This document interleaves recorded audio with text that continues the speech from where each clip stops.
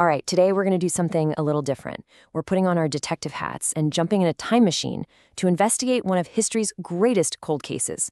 We're talking about a massive, sophisticated civilization that, for thousands of years, was just completely lost to the world. I mean, really think about that for a second. Imagine a world filled with bustling cities, really advanced technology, complex trade networks, a society that thrived for centuries.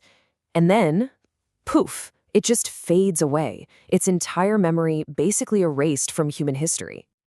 Well, this isn't just some hypothetical question. It actually happened. For nearly 4,000 years, the incredible story of the Indus Saraswati people, you might also know them as the Harappans, was buried deep under layers of earth and time, just waiting for someone to find it again. And just to put this into perspective, we're not talking about some small, isolated culture here. Look at this timeline. The Indus-Sarasvatī Civilization was at its peak at the exact same time as the giants of the ancient world. We're talking Mesopotamia and Egypt. They were a major player on the world stage, and their story was almost lost forever. It's pretty wild. Okay, so if we're going to investigate this lost world properly, we first need to know what we're even looking for. What's the difference between a bunch of villages and a full-blown civilization? Let's build ourselves an investigator's checklist. So, at its heart, a civilization is really just a society that's gotten advanced and complex.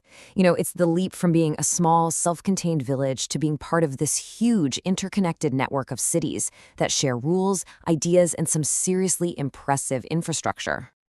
And here it is, our official checklist. To get the title of civilization, we need to find evidence of a government, of cities that were actually planned, skilled crafts, lots of trade, some form of writing, a distinct culture, and of course, enough food to support the whole shebang. So let's start checking things off and see how the Harappans measure up. So let's kick off our investigation with the big picture stuff, the cities themselves. And what archaeologists have found is, honestly, nothing short of astonishing. The Harappans weren't just building towns. They were engineering incredibly sophisticated urban centers. This is clue number one, and it's a big one. These cities weren't just a chaotic mess of buildings. No, they were meticulously planned. We're talking wide, straight streets laid out on a grid, often aligned with north, south, east, and west. That right there tells you there was a strong central authority, a government that could organize projects on a massive scale. You can even see their social structure baked right into the city plans. Most cities had these two distinct areas, a fortified upper town, kind of a citadel, probably for the rulers and important public buildings, and then a much larger lower town for everybody else. But what's really interesting is that the quality of the buildings, from big houses to small ones, was consistently high. That suggests a surprisingly well-balanced society. But their incredible engineering also leaves us with some head-scratchers. Take the Great Bath at Mohenjo-Daro. It's this amazing structure, perfectly waterproofed with natural tar. But what was it for? Most houses had their own private bathrooms, so it probably wasn't a public pool. Was it a private bath for a king? Or was it used for some really important religious rituals? We just don't know for sure. And speaking of water, wow, the Harappans were absolute masters of managing it. They built these complex drainage systems under their streets, dug hundreds of wells, but then you get to the city of De La Vera, and they just took it to a whole other level. See that number? 73 meters. That is the length of the largest stone-cut reservoir they built. That is some seriously impressive engineering. Okay, so we've seen the cities from 30,000 feet. Let's move on to our next line of evidence and zoom all the way in to the people themselves. By sifting through the everyday objects they left behind, we can start to piece together what life was actually like for them. So first things first, they had a really diverse and stable food supply. That's the foundation, right? They grew all sorts of grains and were actually the first people in all of Eurasia to grow cotton to make clothing. But the really cool stuff comes from the science. Analysis of their cooking pots has found traces of dairy and even spices like turmeric and ginger. You can almost smell what was cooking. Of course, a great civilization doesn't exist in a vacuum, and this table makes it super clear. The Harappans were deeply connected to the world around them. They were exporting these beautiful crafted ornaments, timber, cotton, and in return, they were likely importing raw materials they didn't have, like copper. This was a society of skilled artisans and savvy merchants. And we're not talking about a little bit of trade. It was on a massive scale. At a coastal site called Lothal, archaeologists found this enormous structure. How enormous? 217 meters long. The best guess is that it was a dockyard for building and servicing ships.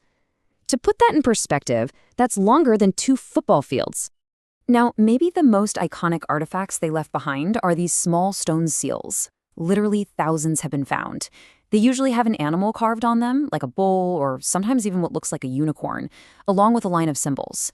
The thinking is that traders use these to stamp their goods, kind of like a company logo. But those symbols, they're part of a writing system that, to this day, no one has been able to decipher. It's one of history's great mysteries. So when you pull all this evidence together, the high-quality housing for everyone, the organized cities, the bustling trade, you start to get the picture that the famous archaeologist B.B. Lal described here. He suggested this was a society built more on cooperation, on mutual accommodation, rather than a harsh split between the super rich and the poor. It's a model that feels surprisingly modern. All right, we've checked off every single item on our list.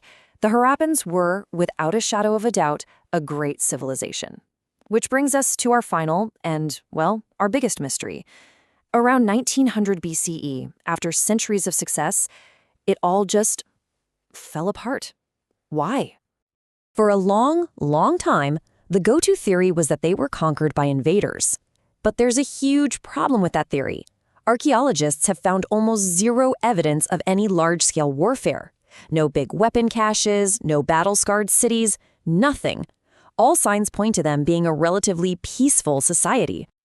So instead of an invasion, the evidence now points to a completely different culprit. That old theory has been pretty much replaced by one that actually fits the facts we have: massive environmental change. Scientists now believe the collapse was triggered by long-term climate change. We're talking widespread drought and the drying up of the mighty Sarasvatī River, which was the lifeline for so many of their cities. So this wasn't an apocalypse where everyone suddenly died out. It was more of a societal collapse. The complex city-based system just couldn't be supported by the changing environment anymore. So as the cities emptied out, the government and trade networks disappeared, and people scattered, returning to smaller farming villages just to get by. The civilization itself just sort of dissolved back into the landscape. And that's where the trail goes cold. The Harappans left behind these incredible